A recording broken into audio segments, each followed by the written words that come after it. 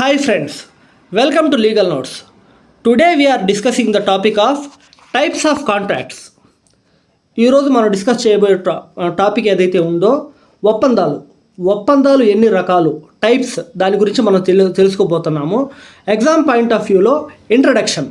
The contracts are generally binding agreements classified by formation, performance and validity. Contracts అనేవి చట్టబద్ధంగా ఇరు వర్గాల వారు అంగీకరించినటువంటి ఒప్పందాలు. అవి ఎలా క్లాసిఫైడ్ చేయబడ్డాయి అంటే క్లాసిఫైడ్ చేయబడ్డాయి అన్న దాని గురించి చూస్తే ఫార్మేషన్ ఏర్పాటు ద్వారా ఫస్ట్ స్టార్టింగ్ స్టేజ్లో కాంట్రాక్ట్స్ అనేవి ఎలా క్లాసిఫైడ్ చేయబడ్డాయి. Performance during the performance stage of contract ఎలా క్లాసిఫైడ్ చేయబడ్డాయి. Validity the contract starting stage నుండి ఎండింగ్ స్టేజ్ వరకు ఏవైతే చర్యలు తీసుకుంటారో ఇరు వర్గాల వారు ఆ చర్యలలో కాంట్రాక్ట్స్ అనేవి ఎన్ని రకాలుగా విభజించబడ్డాయి అన్న దాని గురించి మనం దీంట్లో తెలుసుకున్నాం అన్నమాట.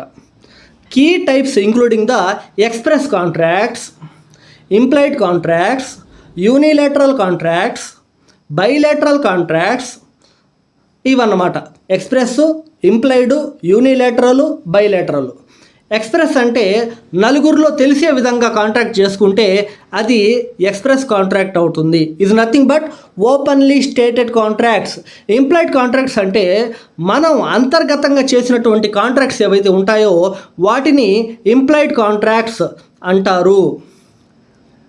That is based on actions which are taken after the formation of contract. Unilateral contract or one-way promise. ఇరు వర్గాలలో ఒకరు మాత్రమే కాంట్రాక్ట్కి అగ్రి చేస్తారు, వేరే వారు అగ్రి చేయరు. అటువంటి కాంట్రాక్ట్స్ని యూనిలేటరల్ కాంట్రాక్ట్స్ అంటారు. నెక్స్ట్ బైలేటరల్ కాంట్రాక్ట్స్ అంటే ఇందులో ఇరు వర్గాల వారు ఎవరైతే కాంట్రాక్ట్స్లో ఇన్వాల్వ్ అవుతారో ఆ ఇరు వర్గాల వారు కూడా ఈ కాంట్రాక్ట్స్ని అగ్రీ చేస్తారన్నమాట. అటువంటి దాన్ని బైలేటరల్ కాంట్రాక్ట్స్ అంటారు. దీంట్లో ఫర్ ఎగ్జాంపుల్ ఎంప్లాయ్మెంట్ కాంట్రాక్ట్స్ ఒక వ్యక్తిని ఉద్యోగంలో హైర్ చేసుకుంటున్నాం అనుకోండి, ఆ హైరింగ్ ప్రాసెస్ కూడా ఏ రకంలోకి చెందుతుందంటే ఎక్స్ప్రెస్ కాంట్రాక్ట్కి చెందుతుంది మరియు బైలేటరల్ కాంట్రాక్ట్స్కి చెందుతుంది. అది ఎలాగా అని మీరు అనుకుంటే, ఒక వ్యక్తిని ఎంప్లాయ్మెంట్ హైరింగ్ చేసేటప్పుడు దాంట్లో ఎక్స్ప్రెస్ ఎందుకు అవుతుందంటే రెఫరెన్స్ ద్వారా చేర్చుకుంటారు. చాలామంది వ్యక్తుల్ని ఉద్యోగంలో చేర్చుకునేటప్పుడు బై రెఫరెన్స్ చేర్చుకుంటారు. ఆ రెఫరెన్స్లో ఖచ్చితంగా అతని వ్యక్తి డీటెయిల్స్ అనేవి ఉంటాయన్నమాట. అంటే ఎవరి ద్వారా జాబ్లో చేరాడు అన్న దాని గురించి తెలియజేయబడుతుంది, అంటే నలుగురికి తెలియజేయబడుతుంది అన్నమాట. అది ఎక్స్ప్రెస్ కాంట్రాక్ట్. బైలేటరల్ కాంట్రాక్ట్స్ అంటే ఉద్యోగంలో చేరిన అతను కూడా అంగీకరించాడు, ఉద్యోగంలో చేర్పించుకున్న అతను కూడా అంగీకరించడం జరిగింది. అందువల్ల అది బైలేటరల్ కాంట్రాక్ట్స్. బై అంటే రెండు, ఇరు వర్గాల వారు అగ్రీ చేశారు కాబట్టి ఆ ఎంప్లాయ్మెంట్ కాంట్రాక్ట్ని బైలేటరల్ కాంట్రాక్టు అంటారు మరియు ఎక్స్ప్రెస్ కాంట్రాక్ట్ అని కూడా అంటారు. Reward offer. ఇప్పుడు ఒక షాపింగ్ మాల్లో వెళ్ళామనుకోండి, ఆ షాపింగ్ మాల్లో కొన్ని ఆఫర్స్ అనేవి వాళ్ళు డిస్ప్లే చేస్తారు. ఆఫర్స్ డిస్ప్లే చేయడం అనేది అది వారు చేశారు, దాంట్లో మా పాత్ర ఎటువంటిది లేదు, కస్టమర్ పాత్ర లేదు, వారి పాత్ర మాత్రమే ఉంది. కాబట్టి అది యూనిలేటరల్ కాంట్రాక్ట్. ఆర్డరింగ్ ఏ కాఫీ.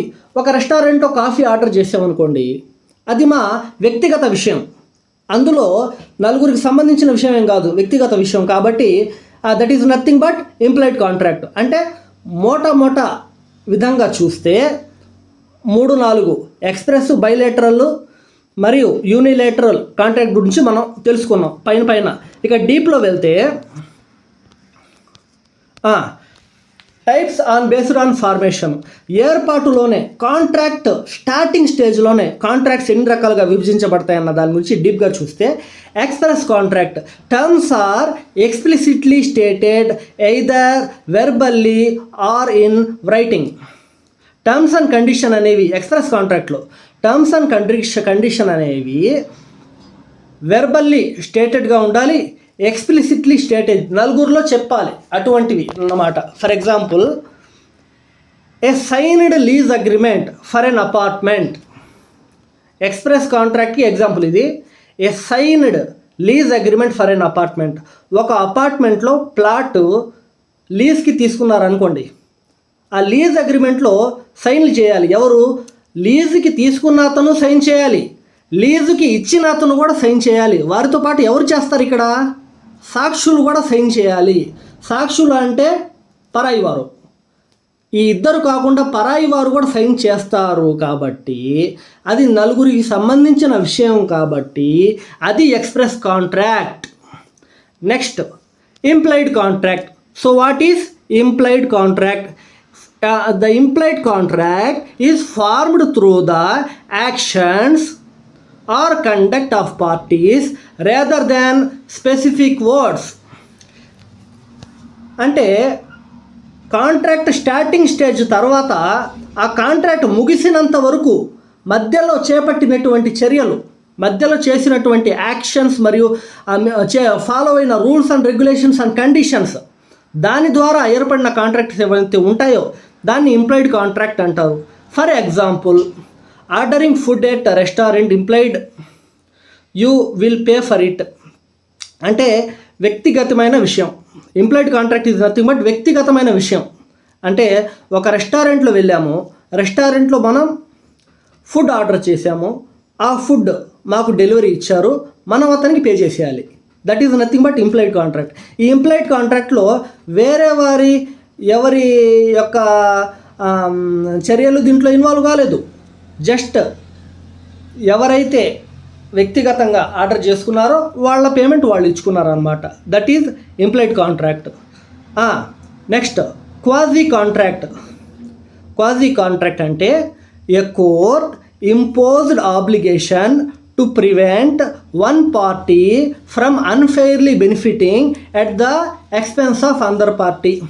కోర్ట్ అనేది ఆర్డర్ ఇస్తుంది, తీర్పు ఇస్తుంది. ఏమని తీర్పు ఇస్తుందంటే ఒక వ్యక్తి మీద లేదా ఒక సంస్థ మీద ఏమో చెప్తుందంటే ఒక సంస్థ మీద లేదా ఒక పార్టీ మీద ఒక వ్యక్తి మీద బాధ్యత పెడుతుంది.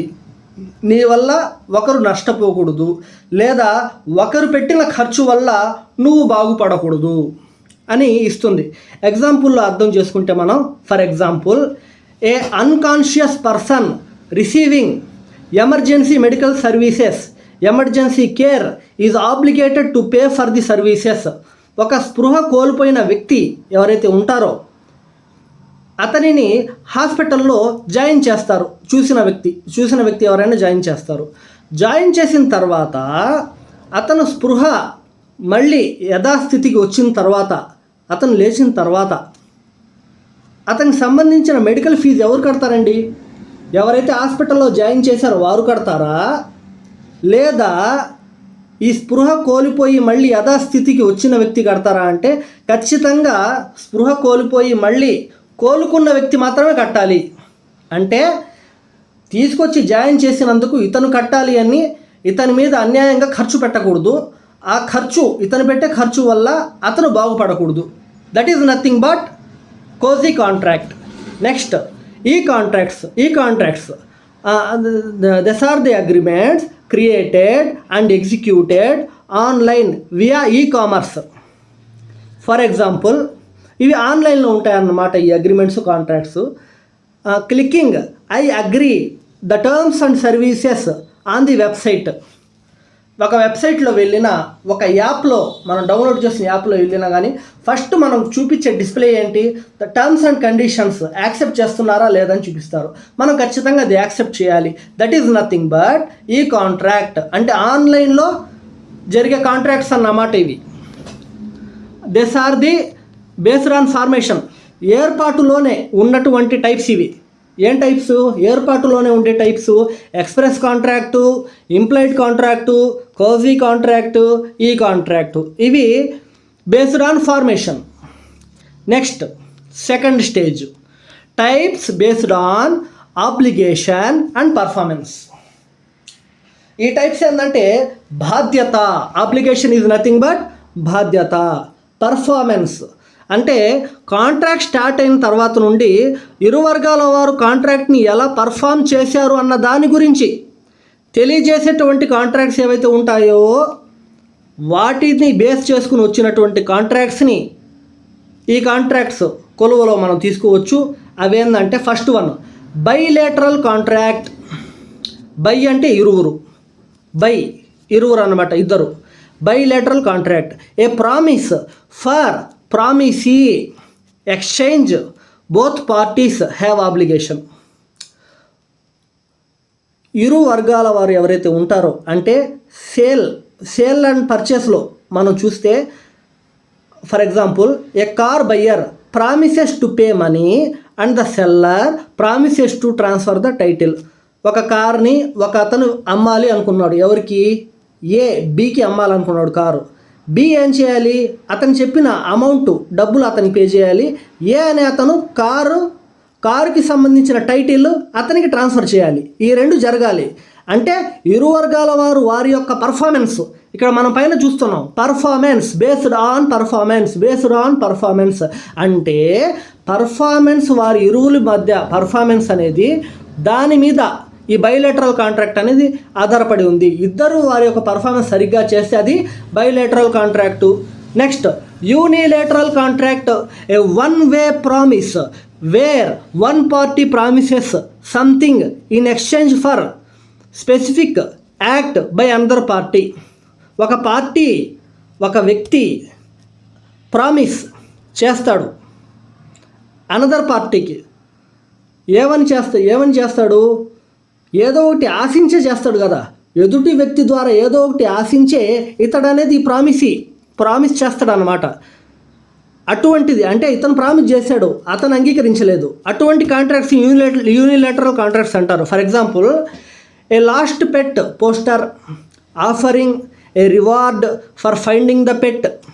The contract is formed only when someone finds the pet. ఒక లాస్ట్ పెట్ పోస్టర్ కంపెనీ అంటే ఒక పెంపుడు జంతువులు ఏవైతే కనిపించకుండా పోతాయో ఆ పెంపుడు జంతువు యొక్క ఫోటోని పోస్ట్ చేసి ఈ పెంపుడు జంతువు ఫలానా ఏరియాలో కనిపించకుండా పోయింది, దాన్ని ఎవరైతే మాకు అప్పజెబుతారో వారికి ఈ రివార్డు ఇస్తాము అని పబ్లిష్ చేసింది అనుకోండి. ఒక కంపెనీ పబ్లిష్ చేసింది కంపెనీ. అది ఎవరైతే అతన్ని ఆ పెట్ని తీసుకొచ్చి యథాస్థితిలో వీరికి అప్పజెబుతారో వారికి మాత్రమే ఆ రివార్డ్ అనేది అప్లై అవుతుంది. That is nothing but unilateral contract. ఆ రివార్డ్ అనేది ఒక కంపెనీ ఇచ్చింది. యాక్సెప్ట్ చేస్తారా చెయ్యారా అనేది అది మీ ఇష్టం. That is nothing but unilateral contracts. ఒక పార్టీ అయితే అగ్రీ చేసింది, వేరే పార్టీ చేస్తుందా లేదా అనేది అది వాళ్ళ ఇష్టం. ఓకేనా?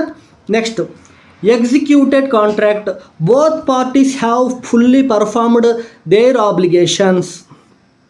ఇరు వర్గాల వారు వారి యొక్క ఆబ్లిగేషన్స్ని బాధ్యతలను సరిగ్గా పర్ఫామ్ చేస్తారు. అటువంటి కాంట్రాక్ట్స్ని ఎగ్జిక్యూటెడ్ కాంట్రాక్ట్స్ అంటారు. For example a completed cash carry transaction.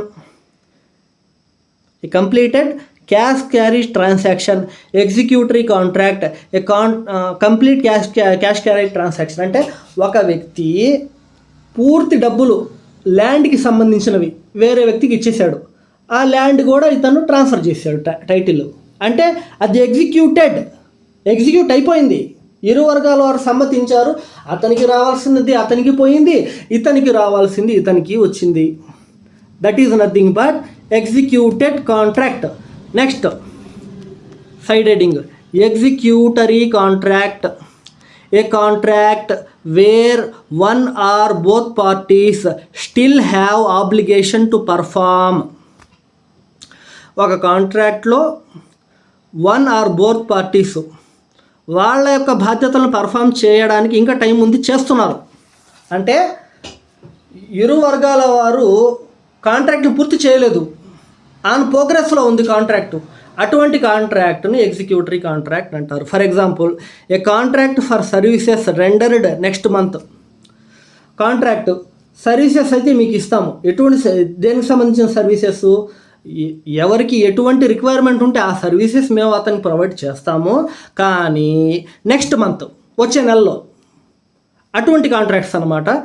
That is nothing but executory contract. Third one, types based on validity. Valid contracts, types based on వ్యాలిడిటీని బట్టి, అంటే దాని యొక్క అమలు ఏదైతే ఉంటుందో that is nothing but validity. A time నుండి a time వరకు అది అమల్లో ఉంటుంది అన్న దాని మీద ఉంటుంది. వ్యాలిడ్ కాంట్రాక్ట్లో చూస్తే meets the all legal requirements and is binding.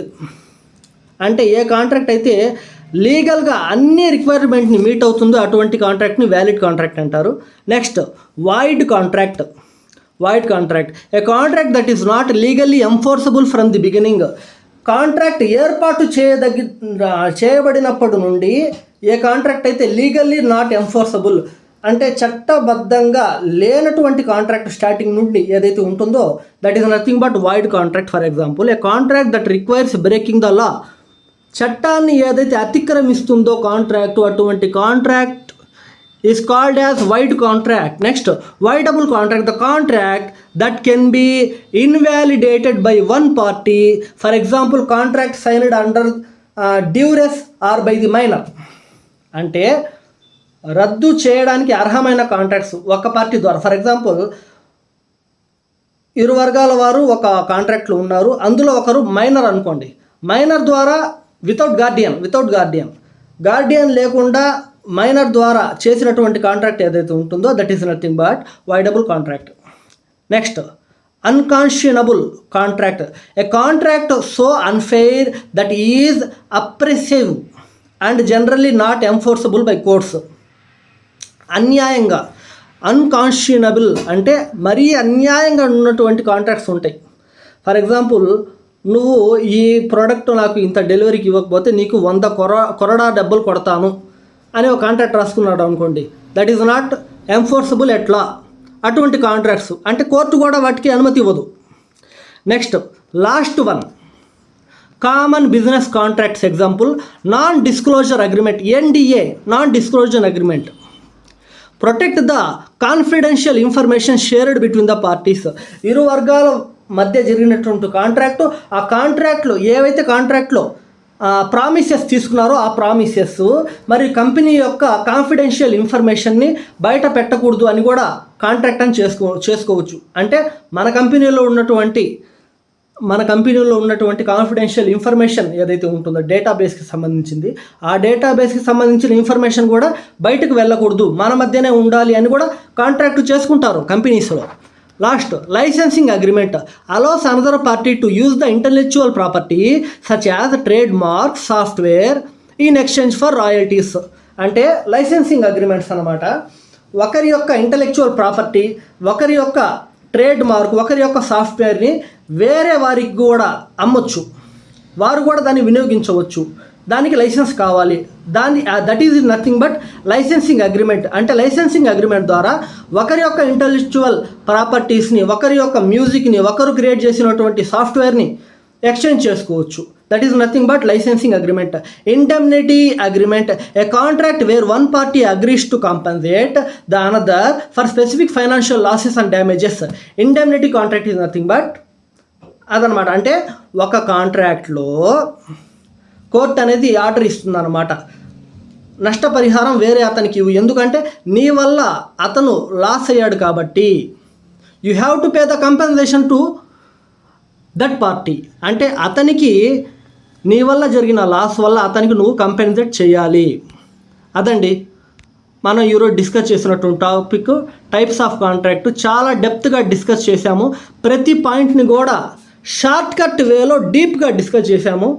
నేను చెప్పింది దీంట్లో 3 పాయింట్లే, కానీ ఆ 3 పాయింట్ల వల్ల మీరు 30 పాయింట్లు ఊహించుకొని రాయవచ్చు. ఆ విధంగా నేను డిస్కస్ చేశాను. అందువల్ల నేను చేసింది మ్యాక్సిమం మనం చేసే ప్రతి వీడియోలో కూడా బాగా స్టడీ చేసి దాని గురించి వీడియో చేయడం జరుగుతుంది. చాలా ఎఫర్ట్స్ పెడతాం మేము వీడియో చేయడంలో. కాబట్టి మా ఛానల్ని, లీగల్ నోట్స్ ఛానల్ని సబ్స్క్రైబ్ చేయండి. Please give more motivation